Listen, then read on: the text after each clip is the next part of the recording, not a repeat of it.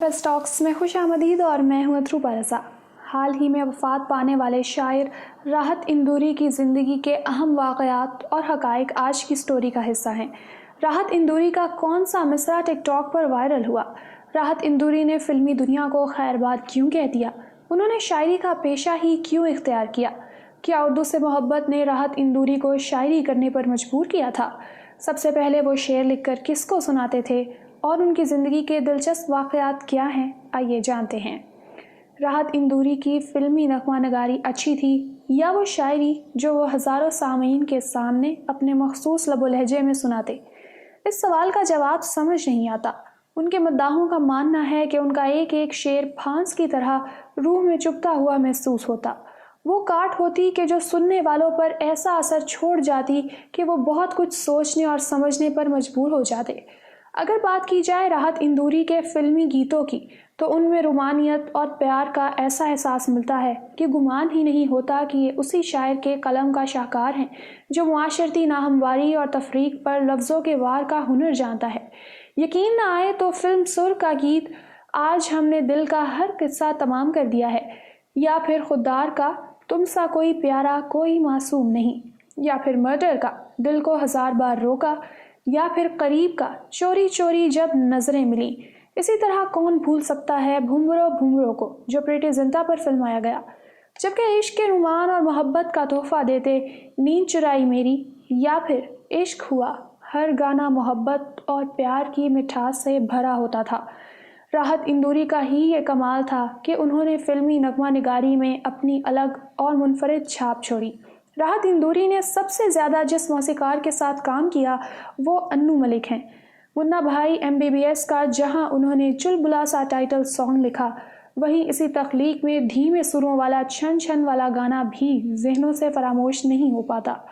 मुमकिन है राहत इंदौरी को फ़िल्मी नग़मा निगारी में वही मुकाम मिलता जो आनंद बख्शी, जावेद अख्तर, मजरूह सुल्तानपुरी या फिर गुलजार को हासिल है। लेकिन खुद राहत इंदौरी इस फिल्मी दुनिया की रंगीनियों से उकताहट का शिकार हो गए थे, ख़ास तौर पर ऐसे में जब एक प्रोड्यूसर ने उन्हें एक शेर अपने गीत में शामिल करने पर जिद की थी।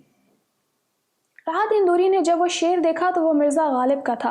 प्रोड्यूसर को समझाया कि मैं कैसे अपने गीत में गालिब का शेर शामिल कर लूँ, लोग मजाक उड़ाएंगे, ये चोरी होगी। लेकिन प्रोड्यूसर को न जाने क्यों ये शेर पसंद आ गया था, जब ही वो अड़ गया और यहाँ तक कह दिया कि 10-20 हज़ार देकर ऐसा क्यों ना कर लें कि गालिब से यह शेर ख़रीद लिया जाए। राहत इंदौरी को गालिबन इसी लम्हे एहसास हुआ कि वो जिस शोबे के लिए अपनी सलाहियतों के जौहर दिखा रहे हैं वहाँ किस कदर काबिल अफराद हैं।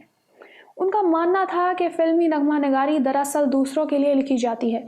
हीरो और हीरोइन और फिल्म की कहानी के एतबार से शायरी के गुल खिलाए जाते हैं, और ये सब करते हुए कहीं वो अपने शौक़ से बहुत आगे निकल गए थे। यही वजह है कि उन्हें लगता था कि वो अब अपने लिए शायरी नहीं कर रहे जो उनका जुनून और शौक़ था। जब ही उन्होंने धीरे धीरे फ़िल्मी नग़मा निगारी से किनारा कशी इख्तियार कर ली।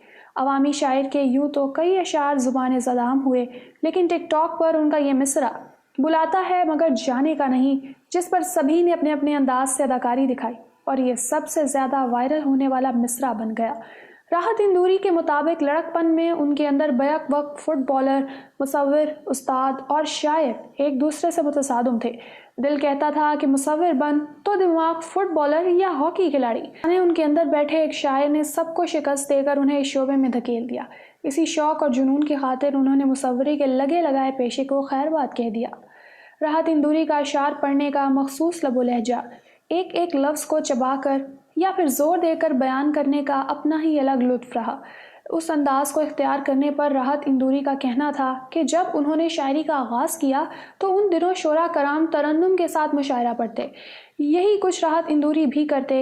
एक कलाम लिखा तो इसका तरन्नुम ना बन सका, अब आपको अशार सुनाए और अपना मसला बयान किया, तो उन्होंने यही मशवरा दिया कि वो जिस तरह सुना रहे हैं ऐसे ही क्यों बयान नहीं करते।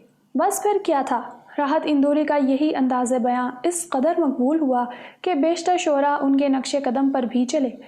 راحت اندوری کو یہ شکوہ بھی رہا کہ مشاعروں کا وہ معیار نہیں رہا جو اس کا خاصا تھا۔ سامعین اب واہ واہ اور مکرر کے بجائے تالیوں اور سیٹیوں سے پذیرائی کرتے ہیں۔ یہ جان کر حیرت ہوگی کہ راحت اندوری جب بھی کوئی اشعار لکھتے تو سب سے پہلے اپنی شریک سفر کو سناتے۔ ان کا کہنا تھا کہ اگر بیگم صاحبہ کو پسند آ جاتا تو وہ سمجھ جاتے یہ اشعار سننے والوں پر بھی گہرا اثر ڈالیں گے۔ عوامی مقبولیت کے باوجود راحت اندوری برسوں تک خود پر یقین نہ کر سکے کہ وہ شاعر ہیں۔ اس حوالے سے وہ دلچسپ قصہ یوں بیان کرتے ہیں کہ جب انہیں کسی شعر کی آمد ہوتی تو یار دوستوں کو سنانے کے بعد ان سے دریافت کرتے کہ کہیں ان اشعار کی زمین کسی اور شاعر کے کلام سے تو مشابہت نہیں رکھتی۔ ان کے مطابق بچپن سے دیوان غالب پڑھا اور ایک ایک شعر ذہن میں رچ بس گیا، لیکن جب بھی وہ دیوان غالب کھولتے اور اس کے مطالعے کے بعد ہر شعر کے نئے معنی اور تشریح ان پر عیاں ہوتی۔ اسی بنا پر انہوں نے دیوان غالب کو اردو شاعری کا بہترین مجموعہ قرار دیا۔ راحت اندوری در حقیقت ایک حساس، اعتدال پسند شاعر تھے جو بھارتی مسلمانوں کے لیے درد، تکلیف اور فکر رکھتے تھے۔ یہی وجہ ہے کہ نریندر مودی کے شہریت قوانین کے خلاف وہ مظاہروں میں بھی شریک رہے، جبکہ کئی بار ان پر اپنے اشعار کے ذریعے انتہا پسندوں پر بھی تنقید کے نشتر چلائے۔ سبھی کا خون ہے شامل یہاں کی مٹی میں، سبھی کا خون ہے شامل یہاں کی مٹی میں، کسی کے باپ کا ہندوستان تھوڑی ہے۔ اردو کی زبوں حالی کا ذمہ دار وہ اہل زباں کو ہی قرار دیتے۔ ان کا کہنا تھا کہ وہ خاندان جہاں اردو بولی سمجھی جاتی ہے وہاں اب دھیرے دھیرے اس زبان کا خاتمہ ہو رہا ہے۔ انگریزی زبان میں گفتگو عام ہو رہی ہے۔ وہ اس بات کا اعتراف بھی کرتے کہ اردو سے محبت نے ہی انہیں شاعر بھی بنایا۔ شعور اور ضمیر کو جھنجھوڑنے والا یہ شاعر یوں تو خالی ہاتھ ہی اس دنیا سے گیا، لیکن اپنے اشعار کا وہ گلدستہ چھوڑ گیا جو صدیوں تک مہکتا رہے گا۔ مزہ چکھا کے ہی مانا ہوں میں بھی دنیا کو، سمجھ رہی تھی کہ ایسے ہی چھوڑ دوں گا اسے۔ اسی کے ساتھ مجھے دیں اجازت۔ ویڈیو پسند آئے تو اسے لائک کر دیجیے۔ بیسٹ ٹاکس کو سبسکرائب کر لیں۔ اللہ حافظ۔